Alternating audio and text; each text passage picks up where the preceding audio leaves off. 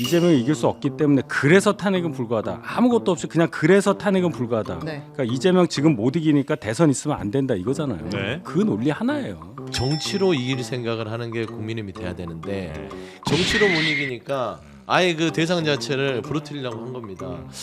이재명만 아니면 좀 괜찮아요? 예, 이재명만 아니면 저희도 어떻게 선거도 해보고 뭐 이렇게 할 수 있는 각오가 돼 있고. 만약에 선거가 있다면 네. 국민의힘은 후보를 안 내야 된다고 생각을 합니다. 저분들이 이렇게 얘기하는 게 이재명 대표한테 줄 섰다고 생각하진 않아요. 지금의 보수의 현상이 너무 안심하니까 네. 이 부분에 대해서 저는 합리적인 판단들을 쏟아내고 있습니다.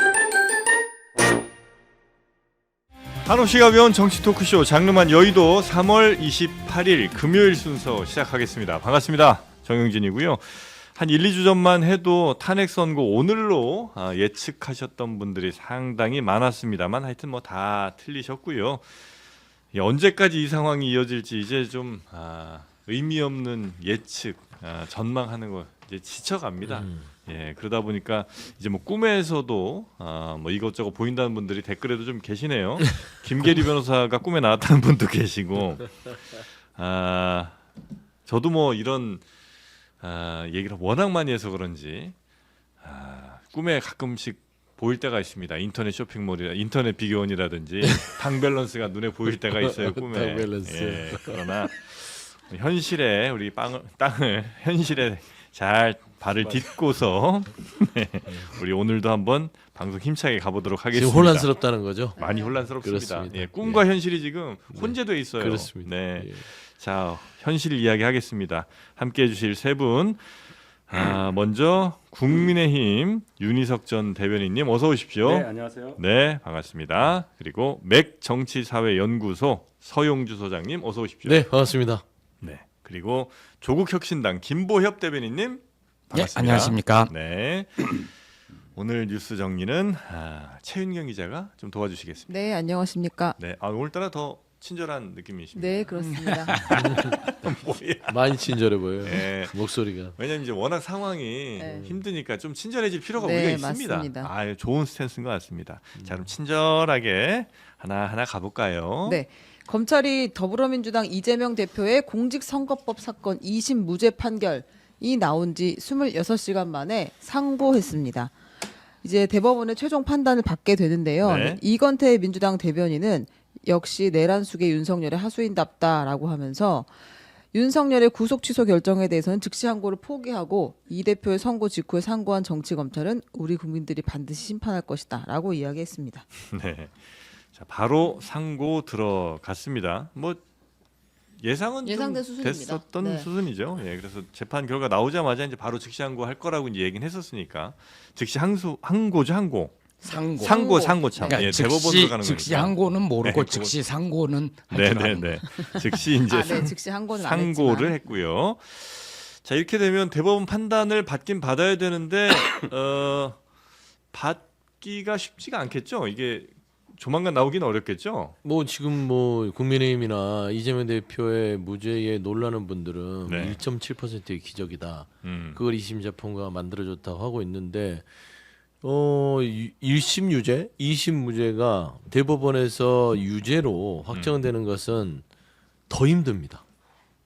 확률이 더 낮아요. 네. 그렇기 때문에 그런 기적을 대법원이 만들어 줄 리가 없겠죠. 예. 그래서 저는 일단은 뭐 검찰이 선택적 말하자면 상고를 했잖아요. 그냥 노골적인 거예요. 윤석열 검찰은 마지막까지 윤석열을 위해 충성하고 네. 이재명 대표를 끝까지 어떻게 해서든 정치적으로 뭐 사망 선고를 내리겠다라는 의지를 노골적으로 표현한 거다. 저는 그 이상 그 의미는 없다고 봅니다. 근데 검찰이 상고하는 것은 일반적인 통례라서 네. 크게 놀랄 일은 아니나 네. 그 전에 윤석열 대통령에 대한 구속 취소에 대한 결정에 대해서 그렇게 고심하던 심우정 총장이 뭐 대검 간부들을 불러놓고 몇 시간을 고민했어요. 한나절 이상을 고민한 다음에 즉시 항고를 포기하는 윤석열의 검찰. 그러게 관대하고 본인들의 관례까지 다 부정하던 검찰이 이재명 대표에 대한 2심 재판의 무죄에 대해서는 즉시로 아주 놀랄 만큼 빠른 속도로 했다는 부분만 네. 저는 주목하고 싶습니다. 알겠습니다. 뭐 더 하실 말씀이? 소소영님 갑자기 많이 바뀌셨네. 뭐가 바뀌어요? 일단 네. 검찰은 기소하는 데예요. 네. 그 죄를 받기 위한 조직이기 때문에 1심에서 징역 1년 나왔는데 2심에서 무죄 났으면 당연히 상고하죠. 뭐 특별한 의미 있어서 하는 건 일단 아니고 그렇게 봐야 되는 게 저는 예. 맞다고 봅니다. 네. 기소해서, 기계적으로 예. 상고를 한 거다. 죄를 받기 위한 조직인데 예. 유죄였다가 무죄, 그것도 징역 1년 나왔다가 뭐 전부 무죄 나왔으니까 대법원에 뭐 상고하는 건 그건 뭐 정치적인 걸 떠나서 저는 그건 당연하다고 보는데 이제 중요한 건 대법원에서 어떻게 될 거냐. 아까 말씀하신 건 대법원에서 바로 유죄로 받고 그건 아마 그게 파기 자판이라는 걸 거예요 아마.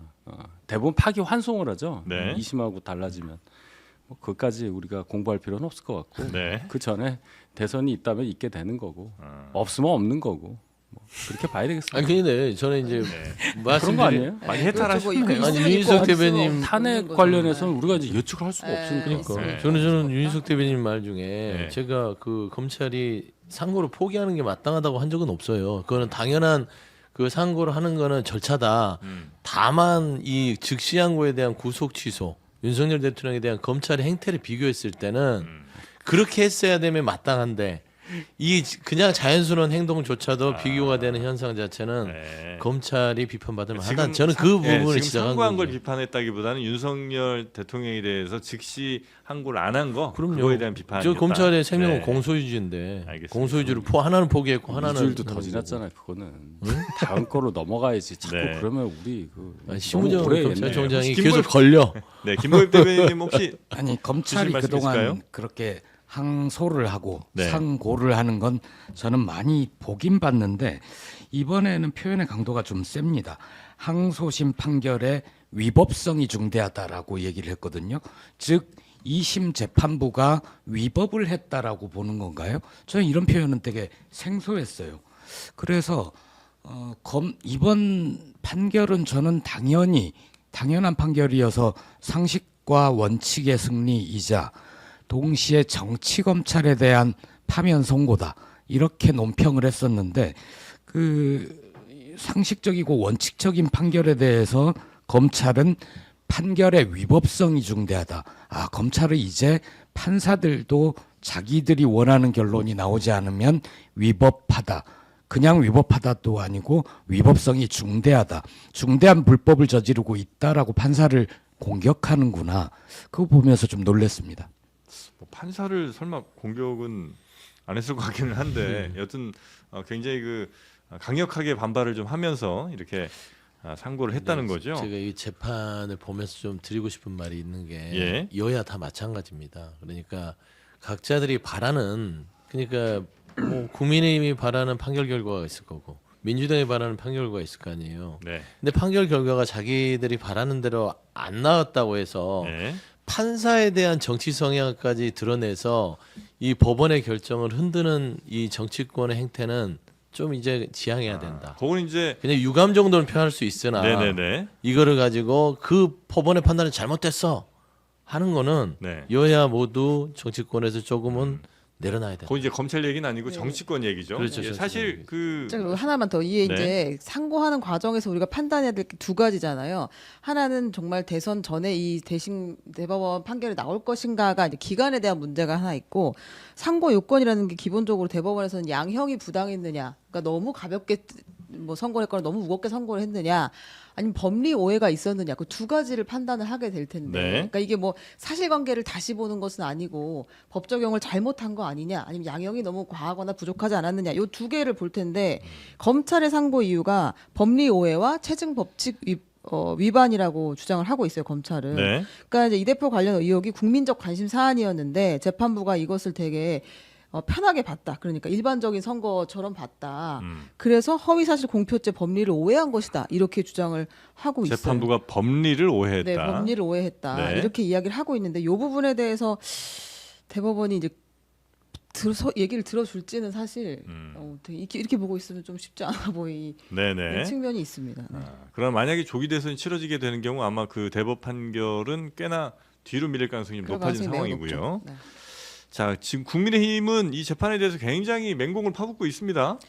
네, 그렇습니다. 이제 공격 포인트가 뭐 몇 가지 있는 것 같은데 일단은 지금 김문기 처장과 골프를 치지 않았다 이 발언이 1심에서는 유죄였는데 2심에서 무죄로 바뀌었잖아요. 근데 이 과정에서 사진이 등장했고 그 박수영 의원이 제기했던 그 사진이 이제 허위사실 주장의 근거로 쓰였는데 2심에서는 인정이 안 됐습니다.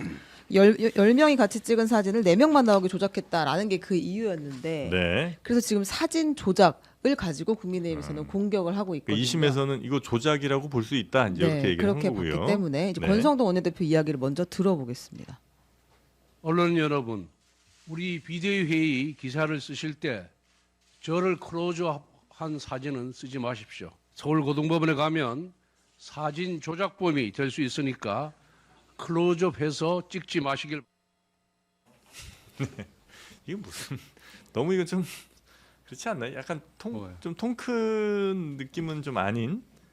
그러니까 이제 예. 사진 이제 문제인데 예. 사진을 여러 명 있는 거를 그 부분만 확대해서 보여준 거를 이재명 대표 쪽에서는 이거 사진 조작했다라고 예. 얘기를 한 것이 1심에서는 마치 골프를 안 친 것처럼 대중이 받아들일 수 있다고 해서 유죄를 준 거예요. 네. 거기에 대해서는 뭐 여러 의견이 있을 수 있으니까 뭐 그럴 수도 있다 보는데 문제는 재판부가 이걸 확대한 것을 확대해서 잘라서 이렇게 보인 준 거를 조작이라고 할 수도 있다 이렇게 얘기한 거예요. 네. 저는 그 부분이 좀 많이 섭섭합니다. 유감이에요. 제 개인적으로는 조작이라고 하면 사진 조작은 예. 우리 정프로를 갑자기 썬킴처럼 만들거나 네. 정프로 옆에 누구를 만들거나 네. 뭐 있던 사람을 지우거나 이래야 우리가 사진 조작이라고 하지 않나요? 통상적으로. 아니요, 근데 그거는 다른 게요. 저는 이 과정을 잘 모르다가 오대영 라이브 하다가 알게 된 게 이기인 지금 네, 개혁신당의 그 사람이 원저죠. 원전이라고 하더라고요. 네. 그 방송에서 하는 얘기가 네. 만약 자기가 4명만 딱 한 사진을 보여줬으면 문제가 있을 수도 있다. 그런데 그 회의에서 4명으로 확대한 것도 보여주고 원본 원래 있던 것도 보여줬기 때문에 문제가 없다라고 얘기를 하는 거예요. 네. 그 얘기는 그 4명으로 확대해서 그 사진의 의미가 다르게 읽히면 그 의미가 다르게 읽히게 조작했다라고 할 수 있는 거죠. 그냥 확대를 한 게 아니라 그러니까 번호판 얘기도 하고 뭐 지금 이기인 놀이, 권성동 놀이 이런 식으로 사람들이 트리밍을 했을 때 그 의미가 완전히 달라지는 것 그런 사진을 가지고 많이 놀잖아요. 그렇게 의미가 조작될 수도 있다는 거지 뭐 반드시 없는 사람을 끼워 넣어야 된다거나 머리를 어떻게 만져야 된다거나 이런 뜻이 아니라 그 확대함으로써 이 이미지를 확대함으로써 의미가 조작되는 것 그걸 지적한 거죠. 제 개인 의사 표시예요. 제가 의견을 표시한 네, 거예요. 네. 그 제 의견 표시가 다 안 끝났는데 중간에 들어오시니까 제 의견을 조작한 것 같은데 그러니까, 여기까지입니다. 그러니까 네. 의견 표시를 한 거는 네. 이게 허위 사실로 얘기할 수 없다는 거죠. 의견이잖아요. 네. 제 의견이에요. 그런 얘기예요. 네. 근데 이게 이제 형사법상 보면은 의심스러울 때는 네. 피고인에게 유리하게 판단하는 게 형사법의 기본 모든 원칙이잖아요. 의심을 다 배제할 수 있게 예, 이제 증거를 완전히 내야 된다는 거죠. 해야만 의심이 배제돼야 되는데 이게 네. 검찰이 고약하게 공소에 부합되는 취지로서 사진을 조작했다고 판단한 겁니다. 그러니까 김문기 씨를 이재명 대표가 당시 성남시장이 알았다라는 부분을 조금 더 확정적으로 공소를 보충하기 위해서 그 사진에 10명 찍은 거를 4명으로 확대해서 마치 더더욱 10명 중에 김문기 씨를 알았다라고 공소를 조금 더 재판부에 부합되게 보이기 위해서 조작했다는 이재명 대표 측의 입장을 피고인의 입장을 손을 들어준 거죠. 네. 그러니까 그냥 아주 드라이하게 형사법의 기본 원칙인 이렇게 공소를 위한 검찰의 이런 다양한 해석 중에서의 본인들의 공소에 유리한 쪽의 해석은 피고인을 네. 불리할 수 있기 때문에 네. 이거는 피고인의 손을 들어준다. 이거는 저는 뭐 논박이 여지가 없는데 지금 보니까 권선동 원내대표나 국민의힘에서 계속 이렇게 놀이를 하잖아요. 조작놀이 살인을 하는데 상태가 멘붕이라서 그래요. 지금 많이 충격받은 충격받아서 그냥 이것저것 막 나온다. 놀고 있는 거예요. 네. 네. 근데 그 10명에서 노시고 네. 이 놀이로 아이고, 예. 아니, 그러니까 이 놀이로 벽을 자위 칩시다. 자위하고 있는 것이다 아. 스스로들. 근데 10명 중에 4명으로 한 것은 뭐 말씀하신 것처럼 그러니까 그 4명으로 딱 사진을 자르는 게 그냥 단순한 확대나 축소가 아닌 마치 골프 보통 이제 골프 멤버가 이제 4명씩 네. 이제 가서 치니까 골프를 딱 넷이서 친 것처럼 보여주려는 의도가 읽혔다 그런 의미에서 조작을 아마 인정한 거 아니냐고 아마 맥락상 이렇게 네. 재판부는 본 것 같긴 해요. 네, 이거보다 백현동의 얘기가 훨씬 더 중요하잖아요, 사실은. 네. 아, 지금 거기서 나오는 의견 표시. 네. 공격 지금 포인트가 어쨌든 클로즈업 사진을 쓰면 조작범이다라고 할 수 있다는 걸 권영세 비대위원장도 주정차 위반 확대 사진도 조작인가 그 포인트가 아마 확실히 와닿았었던 것 같아요. 그 사진 사람들이 조작이다라고 그렇게 하죠. 판결문에 얘기를 한 것이 그리고 이제 야당에서는 사진을 단순 확대한 것이 아니라 새로운 의미가 나올 수 있도록 의도적으로 편집한 것이다라는 주장이다. 그러면서 지금 새로운 의도를 가지고 편집한 사진들이 공유되고 있는데 이건 잠깐만 보겠습니다. 그냥 이거 너무 웃겨. 이거 죄인. 그러니까 아 이게 뭐야? 그러니까 이게 정말 트리밍의 뭐 예술인지 조작인지까지는 모르겠는데 이렇게 네. 자른 거예요. 그 원래 간판에는 권성동 그 원내대표 이거 있는 이제 거. 이철규 의원 거고요. 네, 왼쪽에 권성동 원내대표는 죄인 대박 국민 독박이라는 이제 그 아 이것도 있었네. 스탠딩에 놓고 같이 찍은 건데 따로 자른 거고 그다음에 이철규 의원은 통합 민생 미래 대도약이었는데 거기서 얼굴 위에 양만 죄송합니다. 얼굴 위에 양만 잘라가지고 그 약은 무슨 의미가? 마약이죠 뭐. 여러분이 생각하는 그 약이 또 불어요. 네. 이거를 하시면서. 아니 아무튼 이거는 그냥 보자고 한 거고요. 네. 이렇게 이렇게 지금 약간 패러디가 이어지고 네네, 있다는 이어지고 있다. 얘기까지 그리고 나왔고요. 아까 이제 서 소장님 말씀하신 색깔론을 동원해 재판부를 공격한다. 지금 정치권에서 이제 이런 사건, 정치적 사건에 대한 판결이 나오면 항상 등장하는 것이 우리법 연구회 출신이냐, 국제인권법 연구회 소속이냐, 이제 이거잖아요. 이제 이번에도 그 권성동 원내대표가 최근 일련의 사건에서 공정하고 상식적이지 않은 판결을 내린 법관들을 보면 전부 우리법 연구회 아니면 국제인권법 연구회 소속이다라고 이야기를 했어요. 네. 권성동 원내대표는 심각합니다. 왜냐하면 재판 2심 나오기 전에 민주당을 향해서 어떤 결과가 나오더라도 승복한다는 다짐을 해라라고 승복이라는 표현을 자신 있었어요. 그런데 이제 자기가 원하는 결과가 나오지 않자 엉뚱한 소리를 하는 거잖아요. 그 시간이 하루 사이에 말이 그렇게 바뀌고 권성동 원내대표 예전에 자기 판결에 관해서 무죄를 준 판사가 아마 거론한 단체 소속일 겁니다. 네. 그래서 그 단체 소속 판사 중에도 멀쩡한 멀쩡한 정신을 사람이. 가진 사람이 있다는 식으로 얘기한 적도 있어요. 그래서 권성동 원내대표 얘기는 우리가 어떤 비중을 듣고 들을 필요가 없다 이제. 네. 아 오늘 준비를 잘 해오셨네. 사실관계가 하나도 안 틀려요 오늘 김보혁 대변인께서. 그래요? 원래 잘 안 틀렸잖아요. 아니, 가끔 틀려요. 제가 몇 번 도발을 했었는데 오늘은 그냥 100%네. 아 그리고 이 권선동 원내대표에 대해서 제가 비판을 여기서 그냥 넘어갈 수는 없습니다. 이분이 얼굴이 두껍게 하기로 마음 먹은 뒤로 그냥 정말 두터워진 것 같아요. 우리법 연구의 카르텔, 국제인권법 연구의 부분들 그러면 윤석열 본인들이 존경하고 빨리 이 기각 각하를 시키려고 하는 본인들의 대통령을 구속 취소해준 지기현 판사 그분도 우리법 연구의 후신인 국제인권법 연구회. 그다음에 1심에서 네. 이재명 대표에게 과도한 유죄를 때렸던 그 재판부의 한 모 판사도 국제인권법 연구에 소속 회원입니다. 네. 그러면 이게 우리법 연구의 카르텔이라고 얘기할 수 있나요? 그 본인 재판뿐만 아니라 본인들의 입맛에 맞는 재판을 해준 분들도 다 그래요. 그러니까 이제 더 이상 이 색깔론을 가지고 흔들지 않았으면 좋겠다. 네. 그러면 누워서 침뱉기다. 근데 그런 저 모임 같은 게 많아요. 학회 모임 뭐 이런 것도 연구회 뭐 이런 게. 있죠. 그냥 연구 법원에. 목적으로 그런 연구하는 쪽에 사람들 우리 동아리들 있잖아요. 대학 가면 거기에 뭐 후배들 들어와서 거기에서 이제 학습 사물놀이 동호회 뭐 이런 그렇죠. 것처럼. 취향에 따라 사는 거죠. 사물놀이요? 뭐예요? 아, 옛날에 풍물회? 그러셨어요? 네네. 하셨어요? 저요? 아 저는 연식 그럴 리가 오래되셨네. 없어. 꽹가리 잠깐 치고 말았지. 아, 그럴 리가 그래서 쳤네요. 예. 아니 대법원, 그러니까 예. 법원 안에 큰 연구회들이 몇 가지 있는데 이제 네. 민사판례 연구회, 그다음에 형사정책 뭐 연구회, 그다음에 네. 우리법 지금은 없습니다. 근데 국제인권법 연구회 이런 좀 덩어리가 크고 회원이 많은 연구 단체들이 있어요. 그럼 지원금을 주고 정기적으로 학술대회도 아, 하고. 법원에서. 네, 그렇게 합니다. 그래요. 네. 그리고 이제 2심 재판부는 그 손준성 검사에 대해서 고발 사주 의혹으로 기소됐던 손준성 검사에게 그 1심 유죄를 뒤집고 무죄 선고를 한 그런 재판부입니다. 네. 그것 때문에 25일 그러니까 판결 나기 전날부터 싸했잖아요. 왜요? 이 재판부가 내일 선고인데 설명자료 내지 않겠다 하는 네. 게 전날부터 갔잖아요. 그래서 이걸 이런 것도 전날에 나오나? 내지 않겠다는 설명 얘기가. 자료가 없다. 그래서 이제 설명자료 내는 것에 대해서 해석이 두 개가 있었잖아요. 예. 1심하고 똑같으니까 안 내. 네, 설명자료 필요 없으니까. 이게 하나 있고 하나는 이 재판부는 손준성 때 1심 유죄였는데 2심 무죄. 그때도 설명자료 안 냈다는 거예요. 그러니까 이게 걸린 거야 이제 우리가. 아, 야, 그럼 내일 뒤집힌다는 무죄냐? 얘기인가? 이렇게 되는 거죠. 긴장 많이 하셨겠군요 그때. 아니 저는 뭐 꼭 긴장이라기보다 민주당 쪽 분위기를 살짝 들어봤어요. 서 소장님 말고 다른 분한테 들었는데 아, 분위기가 좋다는 거예요.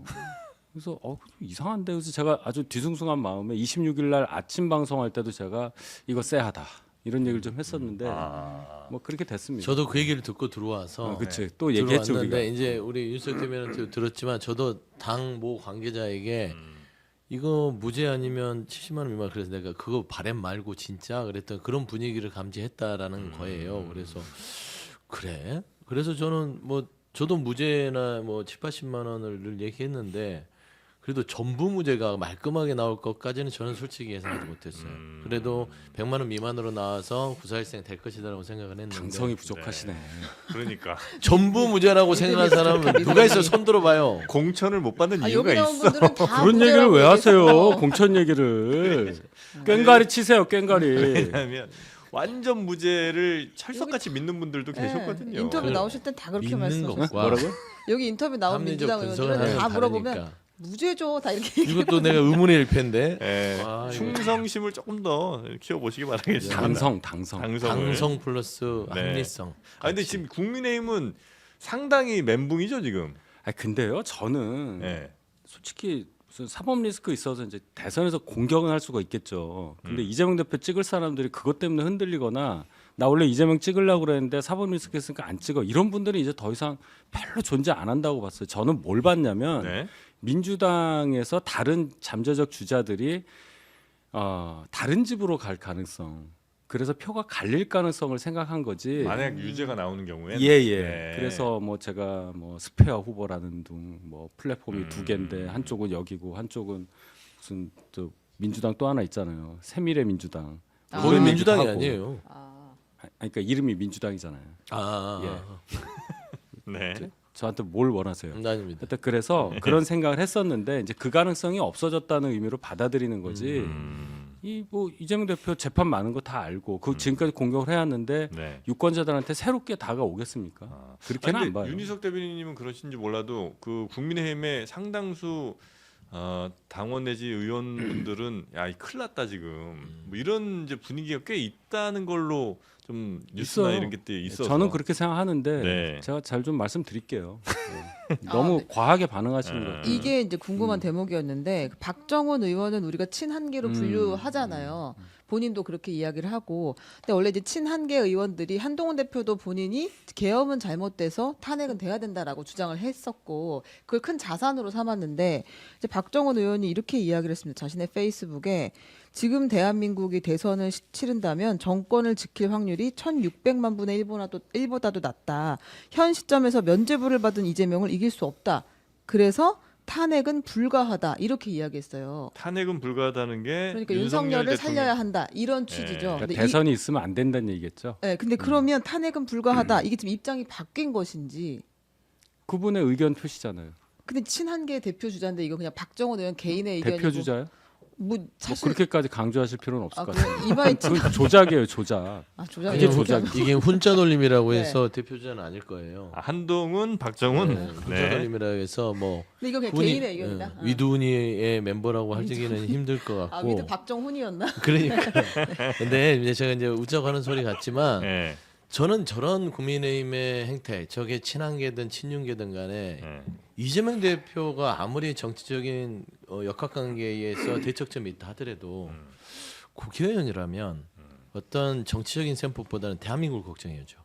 윤석열 대통령이 기각이 돼서 복귀를 한다.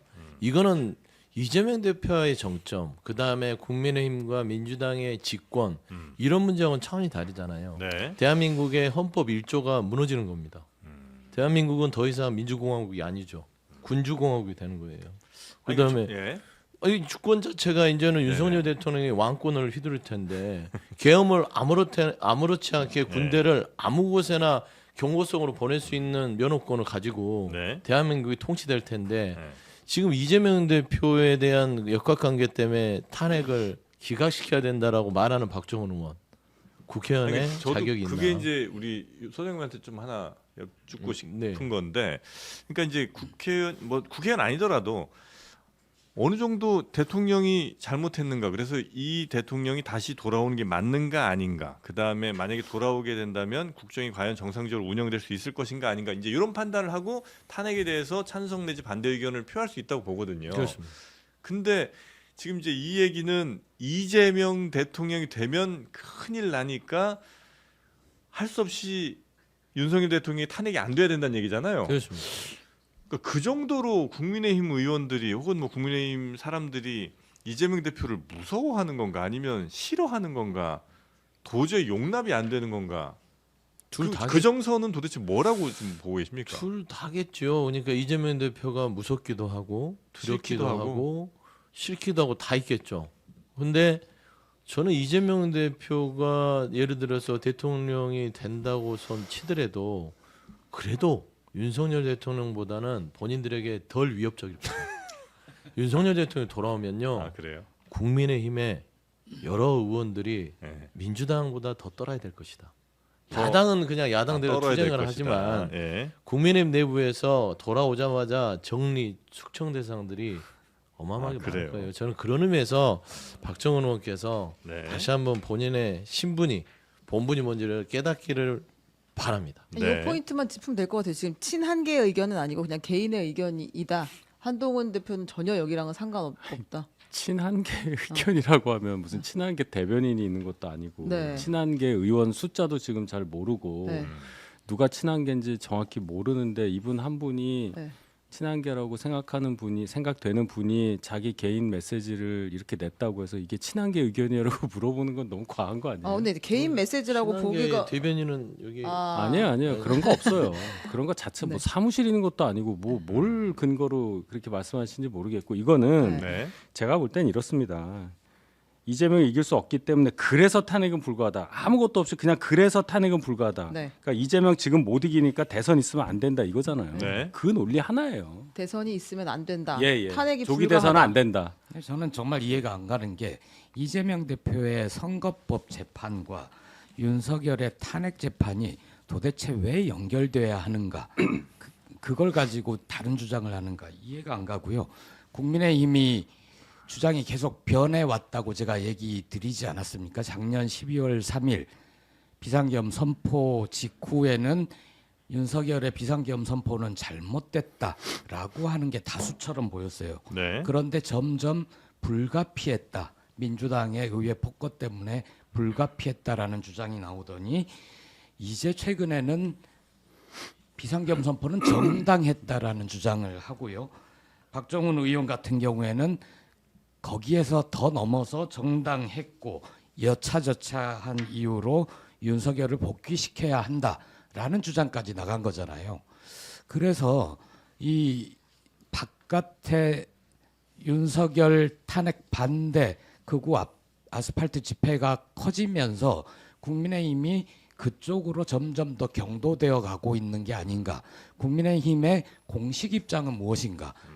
비상계엄 선포는 잘못됐다는 것인지 거기에 대한 책임은 어떻게 물어야 된다고 보는지에 대해서 네. 뚜렷한 입장을 밝혀주셨으면 좋겠습니다. 아니 그 윤희석 대변인님한테 네. 저희 어찌 보면 조금은 개인적인 궁금증 하나만 네. 여쭤보면, 그러니까 국민의힘 의원들은 이재명 대표가 대통령이 되면 뭘 할 거라고 생각해서 이렇게 뭐 도저히 인정할 수가 없는 거예요.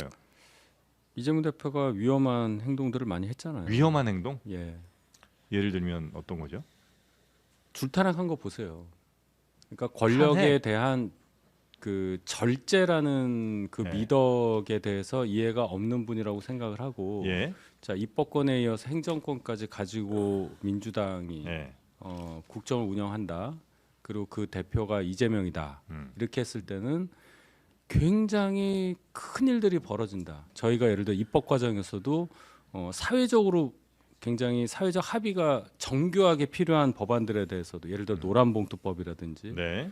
뭐 이런 법들에 대해서도 저희하고 입장이 많이 다른데 계속 올려서 이제 거부권 이래갖고 이제 안 된 것들이 많아요. 그런 것들이 이제 의회의 다수가 되고 또 거부권이 없어지겠죠. 이재명 대표가 네, 대통령이 네. 되면 그럼 이제 그런 게 다 통과가 됐을 때 사회적으로 큰 변화가 있다. 그러니까 그것을 막을 수가 없기 때문에 거기에 대해서 위험하다. 또 거기에 대해서 아마 일부는 공포심을 많이 느끼겠죠.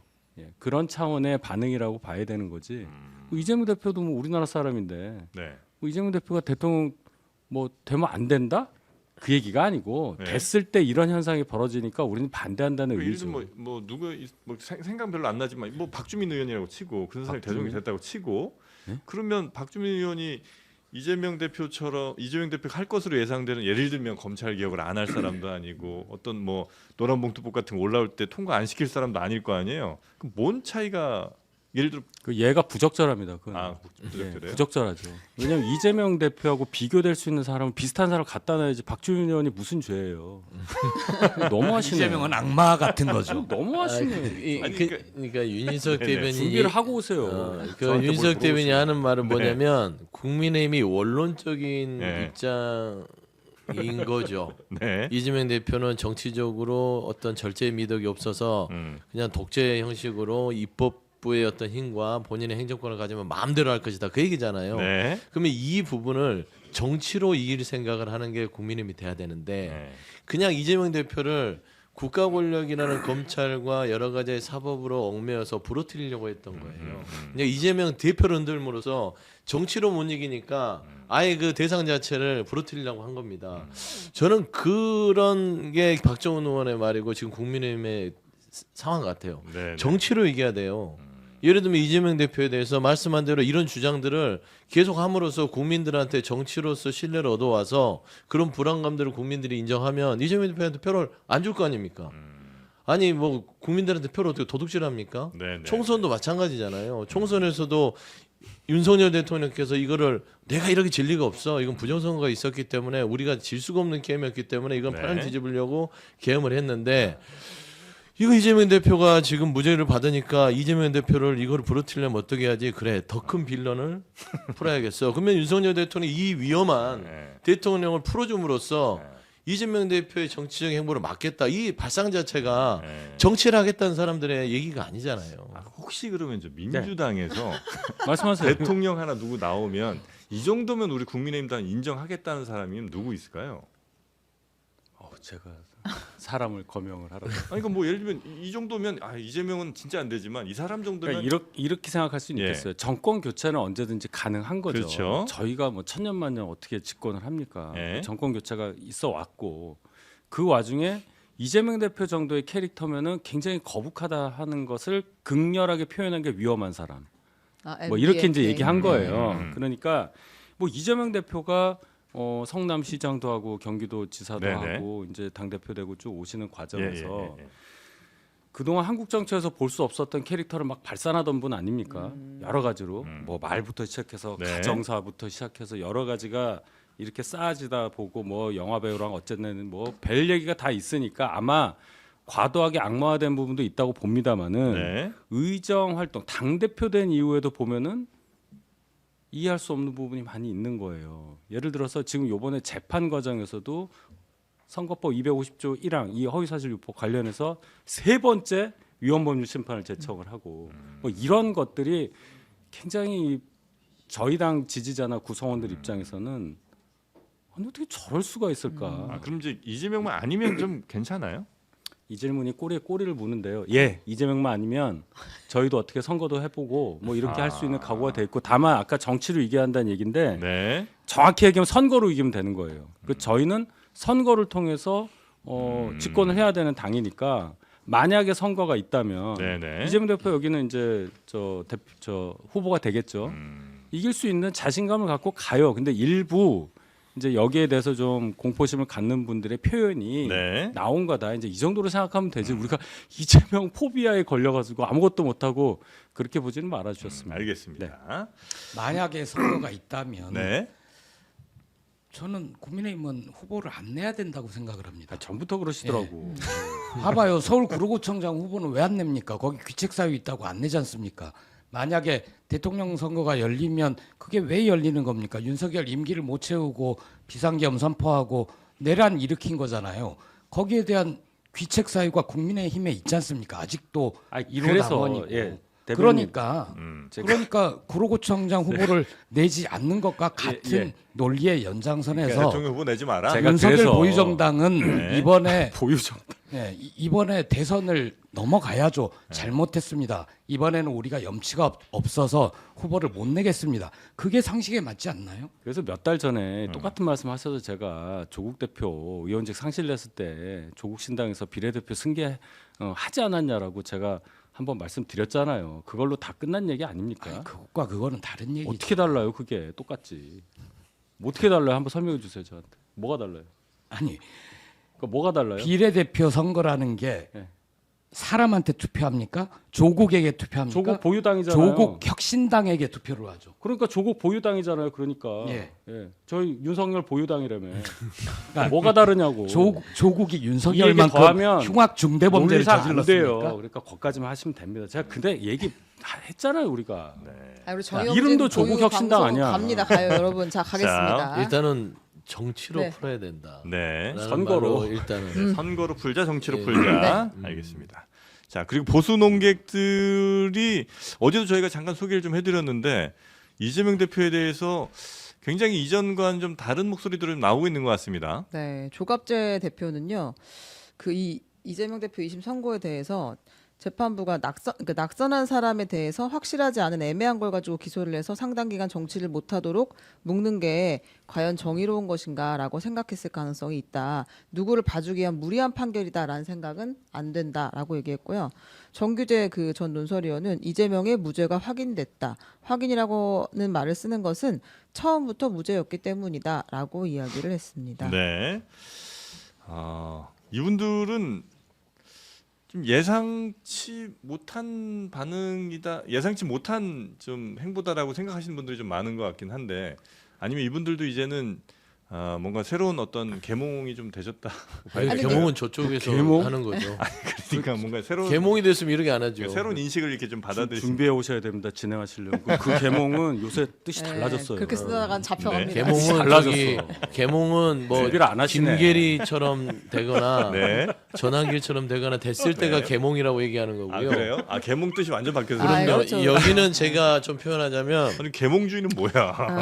철저한 전통과 네. 사회에 대한 어떤 그 법치 합리에 가깝게 가려고 노력하는 전통을 중시하는 보수주의자들의 그냥 단면을 보여주는 거예요. 세 분들이 그런 거라는 거예요? 우리 김진 전 위원까지 해서 보수주의자, 그러니까 전통 보수주의자의 어떤 저는 메시지라고 봅니다. 전에도 그러셨어요 이분. 전에는 안 그랬죠. 근데 계엄을 기점으로 이분들의 계엄을 태도가 기점으로. 바뀌긴 했었죠 사실. 보수가 무너지니까 네. 우리라도 이 보수의 어떤 기본적인 트렌드를 지켜나가야겠다라는 것 같다는 생각이 드는데 이분들이 이렇게 얘기하는 게 이재명 대표한테 줄 섰다고 생각하진 않아요.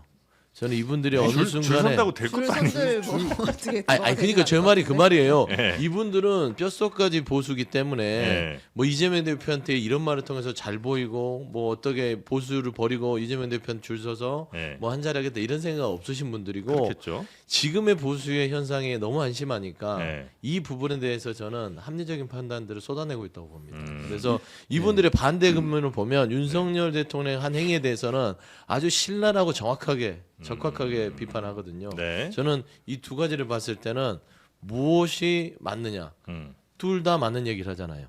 윤석열 대통령 행위는 아주 파면에 이르러도 100번 맞는 얘기고 이재명 대표의 무죄 판결은 검찰이 무리한 기소에서 나온 당연한 법원의 무죄 판결이다. 이거는 네.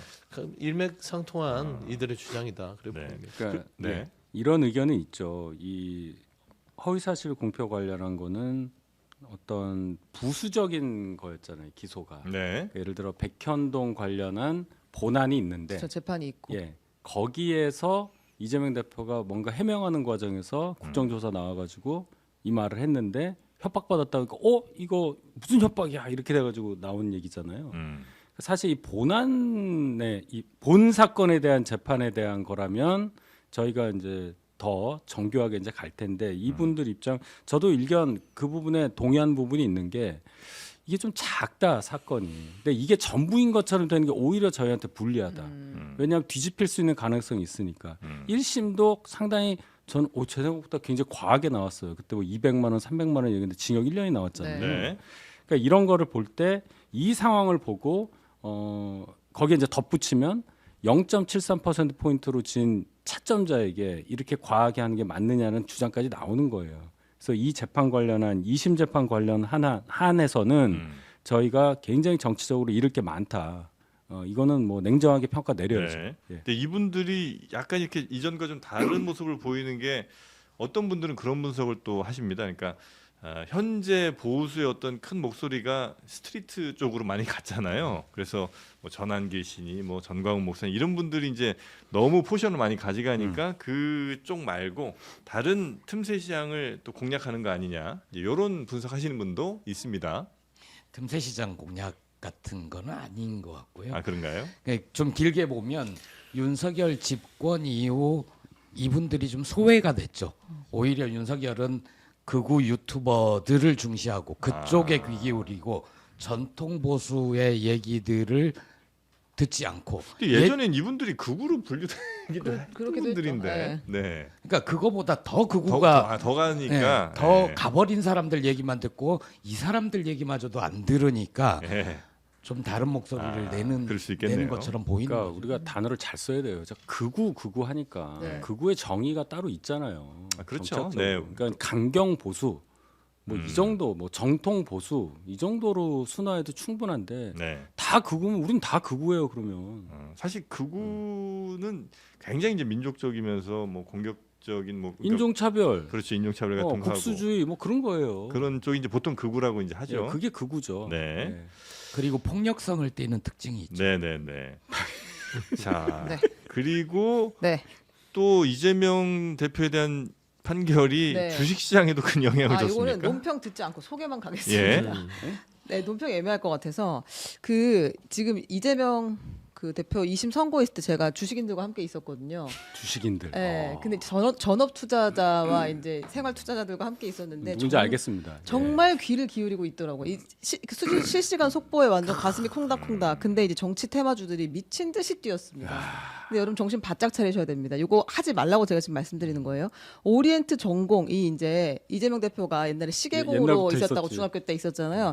그 시계에서 일한 적이 잠깐 있었는데 그 대통령 선거 출마 선언을 몇 년이었죠? 2017년인가에 17년도 거기서 조기 했었어요. 대선. 예. 어. 거기서 출마 선언을 했는데 그걸로 이재명 테마주로 꼽혀가지고 지금 12월 3일 계엄이 있었던 그때부터 넉 달 사이에 10배가 뛰었다고 합니다.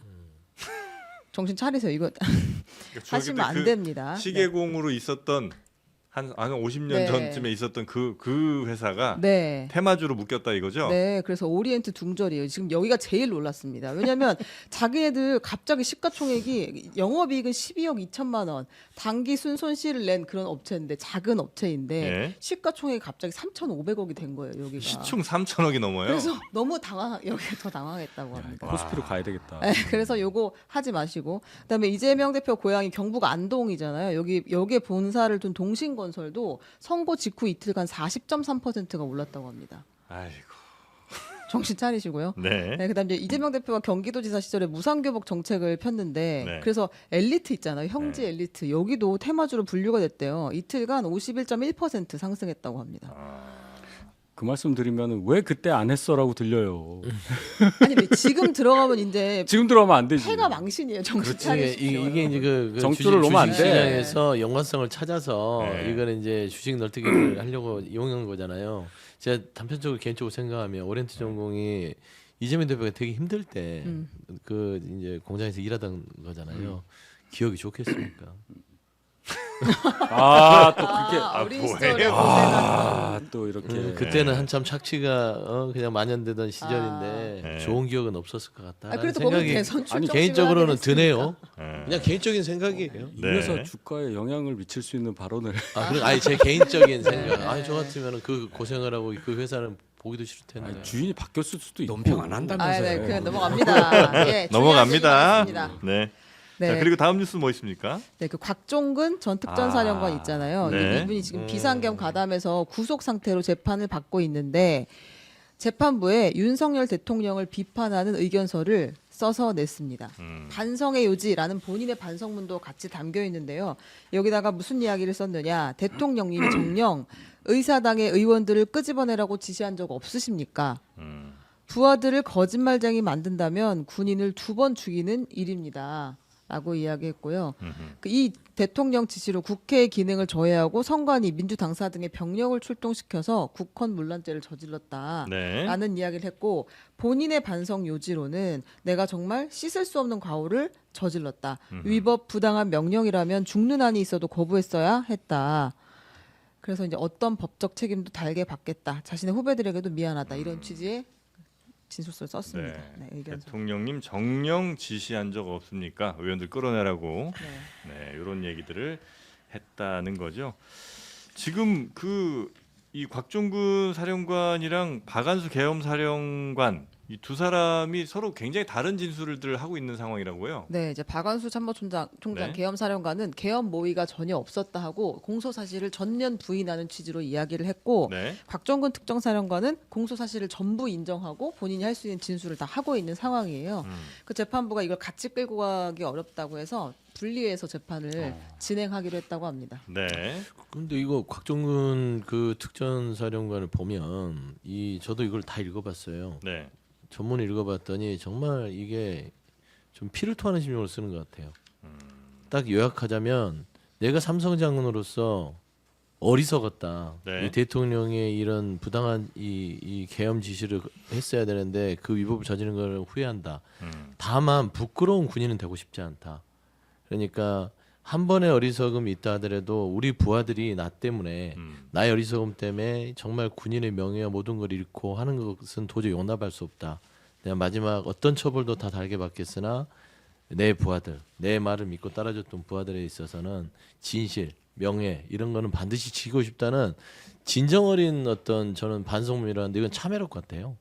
느낌상. 그래서 저는 물론 삼성 장군도 굉장히 높은 지위에 있는 어떤 장군이지만 네. 군 통수권자인 대통령은 더 높잖아요.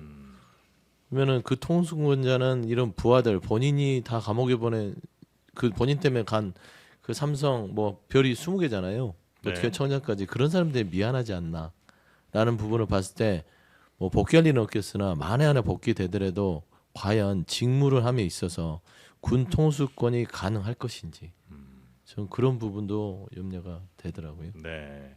복귀를 전제로 얘기하는 건 매우 부적절합니다. 아니 뭐 그래도 이제 뭐 가능성에 대해서 가능성 없습니다. 얘기를 해야 되니까 저도 말하면서 힘들어요. 네. 이 곽종근 이분이 이전에 다른 방송에서 그 나온 얘기를 보면 원래 계급 정년에 걸려서 옷을 벗었어야 되는 사람인데 벗을 뻔했던 사람을 쿠데타를 미리 예비를 하면서 승진시키고 여러 차례 모임을 통해서 비상계엄 선포 이전부터 여러 차례 김용현 국방장관하고 네. 같이 모임도 하고 했던 사람이에요. 근데 기본적인 성품은 되게 강직한 분 같아요. 그러니까 군에서 승승장구하지 못하고 좀 어려움을 겪었던 것 같고 태도 면에서도 완전히 상반되죠. 이분이 이렇게 함으로써 죄를 경감받을 수 있을지 모르겠으나 최소한 내 부하들은 지키고 싶다. 내가 그 당시에 비상계엄 선포 당시 출동 명령을 받았을 때 사령관이라면 이게 위법한지 위헌한 것인지에 대해서 내가 판단을 내렸어야 했다. 잘못했다. 반성한다. 이런 게 울림이 있는 거죠. 아, 근데 보통 이런 사람들이 군에서 승승장구는 잘 못합니까, 근데? 이런 분이 승승장구를 해야 되는데 예. 현실적으로 잘 못하는 것 같습니다. 좀 강직하거나 뭐 이런 사람들이 승진에서는 썩 유리하지는 않군요. 군대 분위기라는 게. 알겠습니다. 하여튼 곽종근 사령관이 대통령을 향한 어떤 강한 뭐 호소랄까요? 아니면 진실을 요구하는 이런 목소리가 좀 있었다는 소식이 있었고요. 그리고 우원식 의장이 헌재에게 빨리 좀 선고해라 이런 얘기를 했었는데 뭐 이건 이제 여러분들이 많이 요구하는 거긴 하니까 하지만 네. 언제 나올지는 그 누구도 모르는 거고. 맞습니다. 네, 우원식 네. 의장이 과거에는 헌재의 시간을 믿고 기다리자라고 이야기를 했는데 이제 더는 이렇게 기다릴 수 없다. 국민 대다수가 불안감을 호소하고 국론 분열로 대한민국 공동체 기반이 흔들리는 상황이 계속되는 것을 정상적인 헌정 질서라고 할 수 없다. 이렇게 이야기하면서 어제 이제 입장을 밝혔습니다. 신속히 선고해달라. 그리고 뭐 이건 조금 부수적일 수 있겠습니다만 그 경찰 병력 운용하는 데 있어서도 비용이 어마어마하게 지금 추가 지출되고 있다고요? 네, 피로도가 매우 많이 높아졌어요. 사실은 우리가 예. 3월 초부터 선고할 거라는 이야기를 하면서 전국 경찰이 다 대비를 하고 있고 지역에서 올라와서 당번을 서고 있는데 사실은 서울로 경력이 다 지금 집중되어 있는 상황이잖아요. 네. 근데 그렇게 되면서 비용이 많이 드는 것이 또 이 사람들이 나와 있으면 숙박해야 되고 그리고 당번 돌리면서 계속 지금 집회가 찬반 집회가 계속되기 때문에 늘 대기를 해야 되는 상황이라서 휴가도 줄 수가 없다는 거예요. 근데 그러면서 그냥 휴가 수당도 다 너무 많이 들고 숙박비도 너무 많이 들어서 경찰이 준비했던 1년 예산 예비비 3분의 1 이상이 벌써 다 썼다고 합니다. 이렇게. 그래요. 네. 이거 뭐 치안 공백은 또 안 생길까 이런 것도 좀 그러니까 걱정되기도 지역 하고요. 치안 공백도 좀 우려하게 지금 산불 되는. 진화 네. 같은 경우도 예. 그 각 지역의 기동대들도 가용 인력으로 동원이 될 수 있거든요. 네. 동원돼야 되고요. 근데 지금 헌재 시간이 길어지면서 전국에 있는 기동대와 경찰 인력이 와 있으니 특히 이제 이 경북 쪽에 있는 지금 산불 그 부분에도 이 기동대들이 투입되거나 아니면 그 인근 기동대도 가서 거기를 지금 좀 도와줘야 될 마당에 여기에서 찬반 집회를 도와주고 있으니 참 돈은 돈대로 들고 답답한 네. 것이죠. 물론 이제 우리나라 경제 전체로 볼 때 그 현재 마이너스 되는 거에 비하면 뭐 이 직접 비용은 훨씬 적겠습니다만 그럼에도 불구하고 너무 큰 사회적 비용, 경제적 비용들이 지금 네. 들어가고 있는 것 같고 근데 이 상황을 끝내야 되는데 오로지 5천만 국민들은 그 8명의 입만 지금 보고 언제 나오나 이걸 이제 기다리고 있는 그런 상황이고요. 네. 저는 우원식 의장님이 그냥 의장이 지금 얘기를 한 게 이 시점에 할 얘기를 딱 했다 이상의 의미를 가지고 있는 것 같아요. 어떤 말씀이시죠? 그러니까 요 타임 테이블이 정해져 있는 게 있지 않습니까? 한덕수 고난대행이 돌아왔는데도 예. 마은혁 재판관을 임명하지 않는 위헌의 업을 계속 쌓고 있고 4월 18일이면 두 재판관은 임기 종료하고 물러나는데 그러면은 그 이후로는 헌법재판소가 제 기능을 상실하는 시기거든요. 네. 그럼 두 분이 물러나는 걸 전제로 한다면 고난대행은 2명의 재판관을 새로 임명할 수 있을 것인가 없을 것인가 이 모든 시간표가 3월 내에 헌재가 결론을 내지 않음으로써 4월로 넘어가면서 불확실성이 확 커집니다. 우원식 의장이 지금 이런 얘기를 한 거는 마지막 경고 비슷한 거라고 저는 해석을 하거든요. 시간이 더 걸릴 경우 국회는 국회가 할 수 있는 권한을 행사하겠다. 이 선전포고의 바로 앞 메시지 정도로 저는 근데 봅니다. 헌재에 대해서 뭐 할 수 있는 게 있어요? 재판관 탄핵을 하면 되나요? 어떻게? 아니 그러니까 네. 국회가 할 수 있는 것들이 있죠. 이 상황을 당기기 위한 그러니까 4월 18일이 넘어가서 네. 헌재가 기능을 못 한다는 건 네. 그러면 계속 이 상태로 간다는 거잖아요. 예. 윤석열은 복귀하지 않고 그 상태로 그대로 있는 거고 권한대행 체제 쭉 하고. 권한대행 체제로 쭉 가고 네. 이게 정상이 아니잖아요. 그렇죠. 그러므로 그 전에 네. 결론이 나야 되는데 결론이 나지 않는다면 국회는 국회가 가진 권한을 이용해서 이 상황을 종료시키기 위한 뭔가를 하겠다. 저는 그런 걸로 해석을 한다는 거죠. 그렇습니까? 어떻게? 제가 계속 물어봤는데. 이게 어떻게 여러 가지가 가능합니다. 예를 들어서 네. 마은혁 재판관을 임명하지 않는 이 위원을 계속 한덕수가 이어간다? 네. 그러면 탄핵을 할 수 있죠. 탄핵. 그 다음에 네. 그러면 또 최상목 권한대행이 되는데 이 사람도 임명하지 않고 위원을 계속 쌓아간다. 또 탄핵. 탄핵을 할 수 있죠. 그러다가 줄탄핵. 우리 헌정사가 단 한 번도 경험해 보지 못한 국무회의가 정지되는 그런 사태가 올 수도 있어요. 그 인원 정족수가 이제 낮아지게 되면 정족수 못 채우게 되면 그렇습니다. 국무회의- 그러면은 이제 국무회의에서 대통령 권한대행이 법안에 대한 거부권을 행사 못하죠. 그럼 국회의장이 보름 정도 지난 뒤에는 그 법안을 공포를 할 수 있죠. 그러니까 이쪽 행정부의 정당성이 없는 모든 권한을 국회 쪽으로 옮겨올 수가 있는 거예요. 그래요. 그래 강대강으로 안 가야죠. 지금 보면 이제 정치권에서도 헌재 조속한 결정을 요구하나 추기경 자체도 얘기를 했잖아요. 네.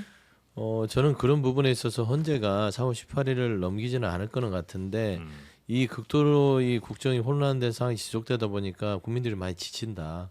그런 측면을 좀 고려했으면 좋겠다라는 말씀드리고 네. 저는 이제 한덕수 권한대행이나 이런 분들이 탄핵을 유발하지 않았으면 좋겠어요. 그러니까 본인의 어떤 행위 자체에서 주로 이제 마흔역 재판관 후보자 임명하지 않는 것은 위법한 부분이 있다라고 네네네. 판시를 받았으면 돌아와서 그 부분을 임명하는 거 그게 헌법을 준수하는 모습이다라고 말씀드리고 싶은데 저는 네. 우원식 국회의장의 이런 말을 떠나서 지금 현재 대한민국 그 헌재가 8명이 다 주춤거리고 있지는 않은 것 같아요 개인적으로는. 그러- 두세 뭐 알려진 바로는 한 두세 정도의 네. 반대 의견이 있으신 분들 저는 법률가의 명예와 양심을 가지고 네. 빨리 조속하게 좀 결론을 좀 협조를 내달라. 해달라. 예, 알겠습니다. 말씀드리고 싶습니다. 자, 그리고 우리나라 대한민국 인권위원회가 국제 기구의 특별 감사를 받습니까? 네. 네, 우리 국내 시민단체들이 지난해 말에 우리 인권위가 제 역할을 못하고 있다라면서 세계 국가인권기구 연합 간리에 특별 심사를 요청했습니다. 간리가 그 서류를 받아보고서 인권위에다가 특별 심사 개시 결정하겠다라고 알려왔어요. 네. 거기에 이제 인권위가 지속적으로 파리 원칙을 준수하고 있는지 독립적인 임무 수행 능력이 있는지에 대한 우려가 있다라는 취지의 이야기를 했습니다. 그러니까 여기 심사 결과에 따라서 지금은 우리 인권위의 국제 인권기구에서 내린 등급이 A 등급인데 네. 심사 결과에 따라 B등급으로 떨어질 수도 있다라는 이야기가 나오고 있는데요. 이 네. 기준은 인권기구로서의 독립성이 있는지 자율성이 있는지를 보겠다는 겁니다.